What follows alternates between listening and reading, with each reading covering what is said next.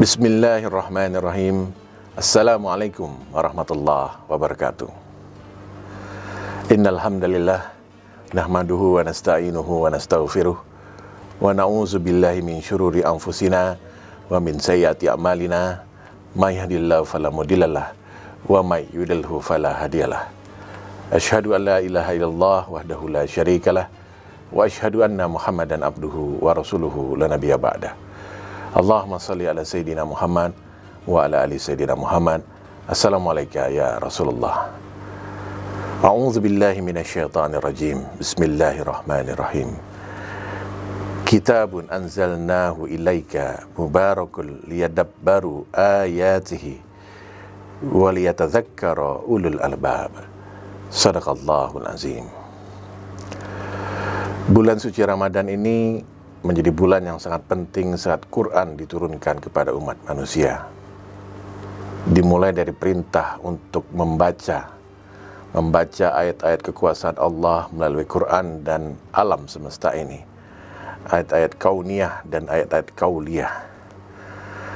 Selain itu, perintah membaca itu identik dengan perintah agar umat Islam bisa mengembangkan ilmu, pengetahuan, dan teknologi, atau bisa dikatakan pengembangan sains.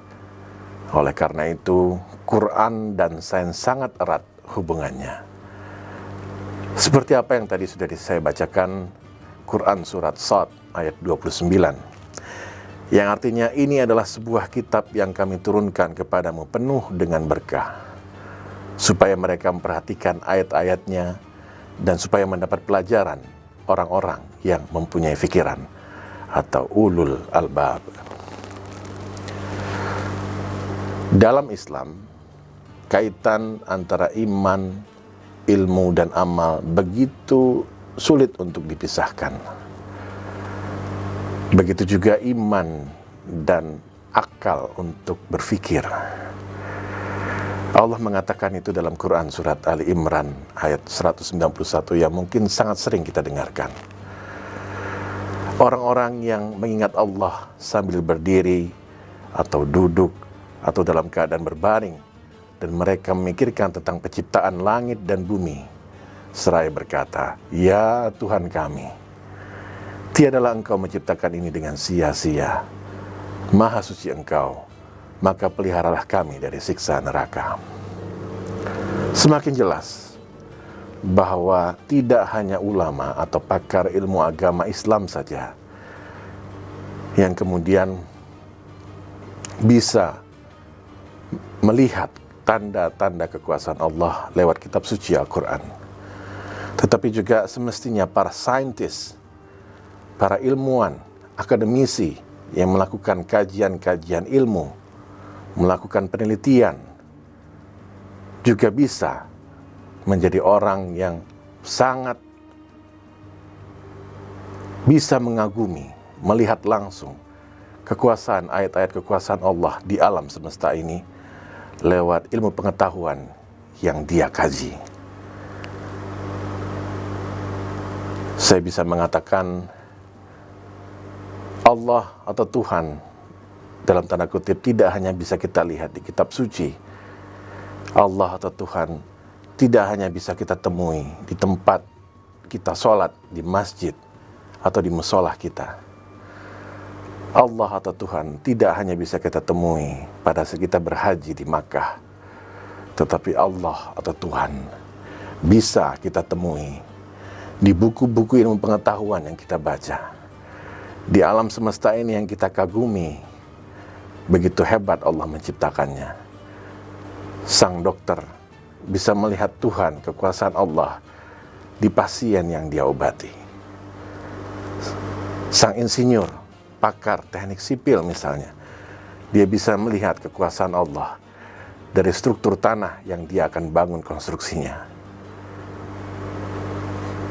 Sang pakar ekonomi, dia bisa melihat kekuasaan Allah di pasar, bagaimana kemudian kebutuhan masyarakat bisa dipenuhi dengan berbagai barang yang diciptakan komoditasnya tentu saja bersumber dari Allah Subhanahu wa Ta'ala. Seorang ahli kimia juga bisa melihat kekuasaan Allah, tidak hanya di Al-Quran, tetapi pada saat dia berada di laboratorium, saat dia melakukan penelitian, mengkaji berbagai senyawa unsur kimia yang semuanya pasti berasal dari Allah Subhanahu wa Ta'ala. Seorang ahli biologi tidak hanya bisa melihat kekuasaan Allah di kitab suci Quran, tetapi seorang ahli biologi juga bisa melihat kekuasaan Allah di alam semesta ini pada saat dia melakukan kajian, penelitian tentang tumbuhan-tumbuhan yang begitu banyak di alam ini dan sangat banyak ternyata manfaatnya untuk kehidupan manusia. Jadi intinya, apapun profesi kita, apapun yang bisa kita lakukan terkait dengan dunia ilmu pengetahuan dan teknologi, ilmuwan dan saintis justru sebenarnya menjadi orang yang paling berpeluang untuk menjadi orang yang sangat berpeluang mengenal Allah secara lebih dekat, karena dia menyaksikan langsung tanda-tanda kekuasaan Allah di alam semesta melalui ilmu yang dia kaji, melalui ilmu yang dia teliti.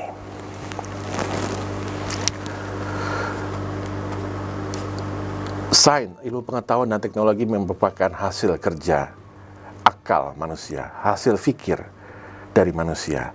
Tapi sebenarnya dalam Al-Quran, berfikir itu adalah pekerjaan dasar manusia. Banyak kata-kata akal ditulis di Al-Quran. Ada sebanyak 49 kali kata akal terulang di Al-Quran. Ada sebanyak 24 kali kata ta'kilun ada di Al-Quran. Ada kata ya'kilun sebanyak 22 kali dalam Al-Quran disebutkan. Intinya bahwa perintah Allah kepada manusia untuk menggunakan akalnya, untuk berfikir, mengkaji ayat-ayat kekuasaan Allah di alam semesta ini melalui ilmu pengetahuan dan sains, itu begitu jelas nyata di dalam Al-Quran.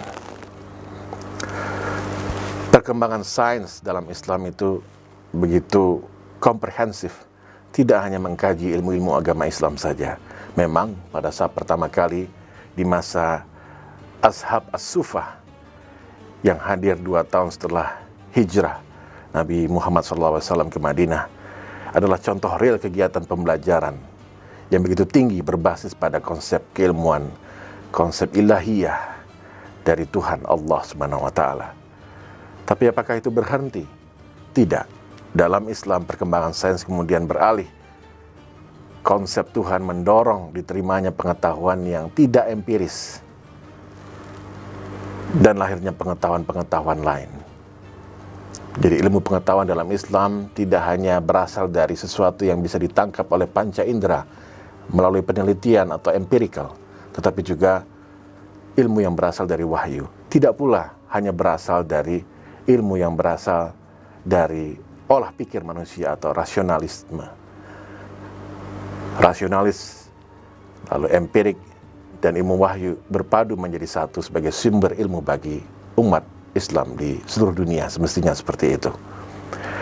Iman dan berfikir akan ciptaannya bersatu saling menguatkan.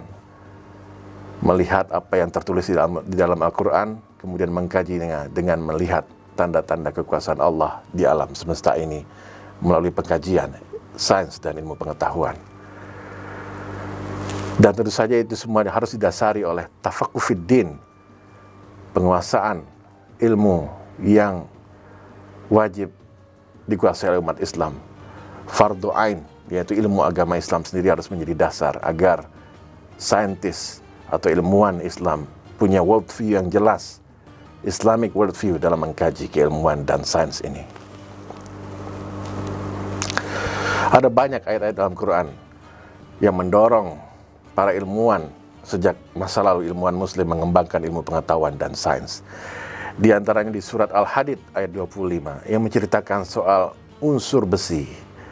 Dan kami ciptakan besi yang padanya terdapat kekuatan yang hebat dan berbagai manfaat bagi manusia, supaya mereka mempergunakan besi itu dan supaya Allah mengetahui siapa yang menolong agamanya. Ini menjadi dorongan inspirasi bagi kita semua muslim dan para ilmuwan kimia, terutama yang muslim, untuk terus mendalami ilmu kimia.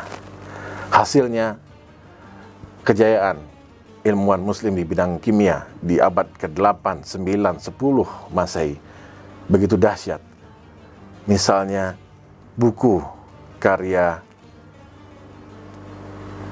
Rajes yang mengkaji tentang Arcandorum Liber. Ada 25 bagian tentang kimia di buku itu. Ada juga ilmuwan lain Al-Hawi. Lalu ilmuwan lain Abu Mansur Muwaffaq Ibnu Ali Al-Harawi yang menulis Book of Foundation of the True Properties of Remedies. Dan banyak sekali karya yang lainnya dari Az-Zahrawi, Al-Tasrif, Al-Majriti, dan juga ilmuwan lainnya yang mengkaji tentang ilmu kimia di abad ke-8 sampai 10 Masehi. Tidak hanya kimia, begitu juga dengan ilmu biologi. Salah satu cabang dari sains, ilmu biologi, itu juga didorong dalam Quran bagi umat muslim untuk mengkajinya secara lebih mendalam di Quran surat Al-An'am ayat ke-95. Sesungguhnya Allah menumbuhkan butir tumbuh-tumbuhan dan biji buah-buahan. Dia mengeluarkan yang hidup dari yang mati dan mengeluarkan yang mati dari yang hidup. Coba kita perhatikan bagaimana mungkin benih biji kemudian kita tebarkan di tanah lalu bisa menumbuhkan akar ke bawah lalu batang ke atas. Siapa yang menumbuhkan itu kalau bukan Allah Subhanahu wa taala? Ini kemudian melahirkan karya-karya fenomenal, ya, karya-karya fundamental dari para ilmuwan Islam di bidang biologi di abad ke-9 sampai ke abad ke-11. Seperti Al-Dinawari menghasilkan Book of Plants, Ibnu Al-Baitar.